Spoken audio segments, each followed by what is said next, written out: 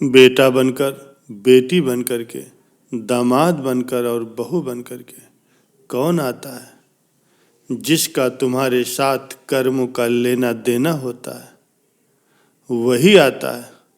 अगर लेना देना नहीं होगा तो फिर कोई नहीं आएगा। प्यारे सज्जनों, रोहित नाम का एक अनाथ बच्चा था। उसके माता पिता बचपन में ही चल बसे थे। उसके ननिहाल और पिता की तरफ से भी उसका कोई नहीं था। उसके न तो कोई आगे था न कोई पीछे। वो अनाथालय में रहा और पढ़ा। वो पढ़ने में काफ़ी मेधावी था। उसकी आर्मी में नौकरी लग गई। वो एक अधिकारी बन गया। अब सेना के साथ ही रहता, कभी भी घर वापस नहीं आता, क्योंकि उसका कोई था ही नहीं। उसने शादी नहीं की थी। उसे जितनी सैलरी मिलती वो सब बचा लेता। आर्मी में कैंटीन में खाना खाता था, वहीं पर रहता था, तो उसका खर्चा भी लगभग ना के बराबर था। तो हम कह सकते हैं कि उसने आज तक जितनी सैलरी पाई सब बचा ही लिया था। उसी कैंटीन में सूरजमल नाम का एक सेठ आता था, जो कैंटीन के सामान का छोटा सा सप्लायर था।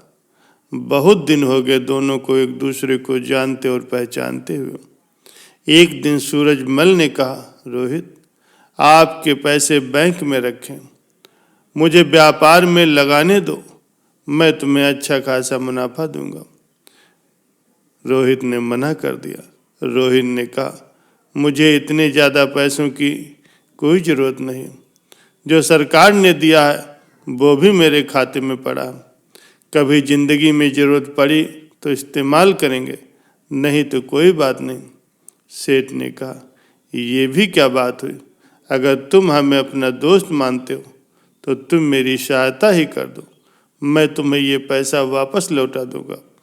कम से कम मेरा काम हो जाएगा। अभी इस पैसे की तुम्हें ज़रूरत भी नहीं। बात तो तुम ठीक कह रहे हो, पर आप पैसा वापस करोगे इसकी क्या गारंटी? सेठ ने कहा, मैं कसम खा करके कहता हूँ, मैं तुम्हें धोखा नहीं दूंगा। रोहित ने कहा, सेठ जी, लोग तो पैसे के लिए क्या क्या नहीं कर देते, पर कोई बात नहीं, चलिए मैं आपकी बात मान लेता हूँ। कम से कम आपका तो भला हो जाएगा। सेठ ने मुस्कुराते हुए कहा, धन्यवाद, और रोहित को गले लगा लिया। पैसा लेने के बाद सेठ जब भी आता तो रोहित को बहुत बहुत धन्यवाद देता। सेठ का बिजनेस रोहित के पैसों से बढ़ गया था। आमदनी दिन दुगनी रात चौगनी हो गई थी। आमदनी बढ़ने के साथ अब सेठ की नीयत में बेईमानी आ चुकी थी। अब वो पैसा न लौटाना पड़े उसका बहाना ढूंढता रहता। इसी बीच बॉर्डर पर पड़ोसी देश के साथ युद्ध शुरू हो गया और उस युद्ध में रोहित को भी जाना पड़ा। जहां युद्ध हो रहा था वो इलाका काफ़ी दुर्गम था। वहां पहुंचने का एकमात्र रास्ता घोड़े से पहुंचने का था। रोहित एक कुशल घुड़सवार था। उसे जो घोड़ी मिली थी वो बहुत बिगड़ैल थी। रोहित के पीठ पर बैठते ही वो सर पर दौड़ने लगी। रोहित उसे काबू में करने की जितनी कोशिश करता वो अपनी गति और तेज करती जाती। रोहित ने लगाम पूरी तरह से खींचा, यहाँ तक कि घोड़ी का मुंह भी फट चुका था, पर पता नहीं आज ये बिगड़ैल घोड़ी कुछ भी सुनने को राजी नहीं थी। घोड़ी दौड़ते दौड़ते दुश्मन के खेमे के सामने जाकर के खड़ी हो गई। रोहित दुश्मन की गोलियों का शिकार हो गया। सेठ बराबर कैंटीन में जाता रहा। उसे वहां पता चल गया कि रोहित युद्ध में वीर गति को प्राप्त हुआ। सेठ ने वहां काफी दुख दिखाया और कैंटीन से बाहर आते ही खुशी से झूम उठा। अब पैसा वापस नहीं करना होगा। सेठ का व्यापार दिन दुगनी रात चौगनी तरक्की कर रहा था। कुछ दिनों के बाद सेठ की पत्नी माँ बनी और सेठ के यहाँ एक सुंदर बच्चे का जन्म हुआ। सेठ एक बच्चे के पिता बन चुके थे। सेठ का जीवन का ये सबसे बेहतरीन समय चल रहा था। समय बीतते देर नहीं लगी। सेठ का बेटा अमर, जो कि अब बड़ा हो गया था, अब वो सेठ के साथ मिल करके व्यापार करता था। अमर विवाह के योग्य हो चुका था। अच्छे घर की सुंदर सुशील कन्या को देख करके अमर की शादी हो गई। अब सेठ कहता, कुछ दिन की और बात है, अब मेरा बेटा व्यापार संभालेगा, मेरी जिंदगी समझो सफल हो गई, मुझे और क्या चाहिए। प्यारे सज्जनों, अमर की शादी हुए मुश्किल से 2 महीने हुए थे। अमर सड़क पार कर रहा था, उसे चक्कर आ गया, वो गिर पड़ा। लोग उसे उठाकर अस्पताल ले गए। उसके ब्रेन का एमआरआई कराया गया, अन्य टेस्ट भी हुए, तो पता चला कि अमर को ब्रेन कैंसर है। सेठ ने डॉक्टरों से कहा, पैसे की चिंता आप मत करें, आप इलाज करें। डॉक्टर बदलते रहे, हॉस्पिटल बदलते रहे, लेकिन अमर की हालत दिन पर दिन बिगड़ती रही।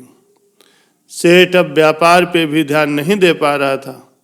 उसके कस्टमर छूटते जा रहे थे। हॉस्पिटल का बिल और अमर की बीमारी दोनों बढ़ते जा रहे थे। अब सेठ पर कर्ज काफ़ी हो चुका था। सेठ परेशान रहता था। अब अमर को डॉक्टरों ने जवाब दे दिया। सेठ भी हार चुका था। एक दिन वो किसी चमत्कार की आशा में बैठा था। चमत्कार तो नहीं हुआ, लेकिन अमर भी इस दुनिया में नहीं रहा। महीनों जिंदगी की जंग लड़ने के बाद अमर हार चुका था। सेठ के घर में कोहराम मच गया। सेठ, सेठानी, अमर की पत्नी सब विलाप कर रहे थे। यहाँ तक कि घर के नौकरों का भी रो रो कर बुरा हाल था। प्यारे सज्जनों, उसी समय एक साधु उधर से गुजर रहे थे। उन्होंने करुण क्रंदन सुना तो रुक गए। वहां जाकर के उन लोगों को रोते हुए देख करके कहा, रोने से कुछ नहीं होगा, जो होना था वो हो गया है। सेठ गुस्से में बोला, महाराज आखिर ये मेरे ही साथ क्यों हुआ? साधु ने कहा, ये सब कर्मों का फल है, जो यही चुका करके जाना होता है। आज तो तुम बहुत रो रहे हो और कल तो तुम बहुत हंस रहे थे। सेठ ने कहा, महाराज मैं कुछ समझा नहीं। साधु ने कहा, तुमने अपने व्यापार के लिए रुपए उधार लिए थे।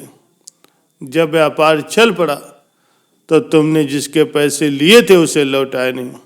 सेठ ने कहा, गलत बात, वो तो मर गया, फिर मैं किसे लौटाता। साधु ने कहा, झूठ मत बोलो सेठ, तुम भूल गए उसके मरने के समाचार पे तुम कितना खुश हुए थे। उस दिन तो तुमने मिठाई भी बांटी थी। क्या मिठाई बांटना सही था? तुम उसके पैसे को सरकार को या किसी अनाथालय को या किसी जरूरतमंद को दे सकते थे, पर तुमने नहीं दिया। तुम्हारी नीयत में ही खोट थी। ये सुन करके सेठ शर्मिंदा हो गया।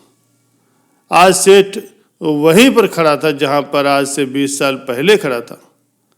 आज ना तो उसके पास पैसे थे, न व्यापार था, न ही पुत्र, और साथ में उसके ऊपर ढेर सारा कर्ज था। साधु ने कहा, ये तुम्हारा पुत्र वही लड़का रोहित है, वो अपना हिसाब पूरा करने के लिए आया था और उसने हिसाब पूरा कर लिया और चला गया।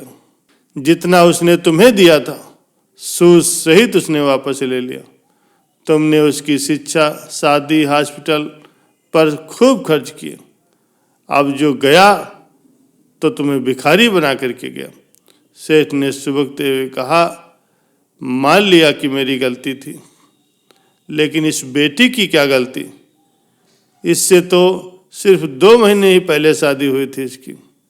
साधु ने कहा, ये पिछले जन्म में वही घोड़ी थी जिसके चलते रोहित की जान गई थी।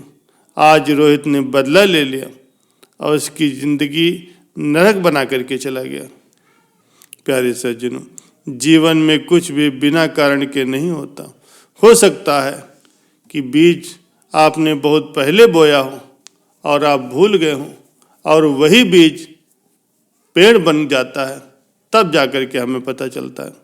इसलिए आप कैसा बीज लगाते हो, इस बात को हमेशा याद रखो। प्यारे सज्जनों, प्रकृति हिसाब करना कभी नहीं भूलती। चाहे आप याद रखो या न याद रखो, लेकिन प्रकृति हमेशा याद रखती। ये सुनकर के सेठ निरुत्तर हताश हो करके घर की सीढ़ी पर बैठ गया, अपने कर्मों को कोसने लगा। प्यारे सज्जनों, हमेशा अपने कर्मों पर ध्यान दें। ऊपर वाले की लाठी में आवाज नहीं होती, पर असर पूरा करती है।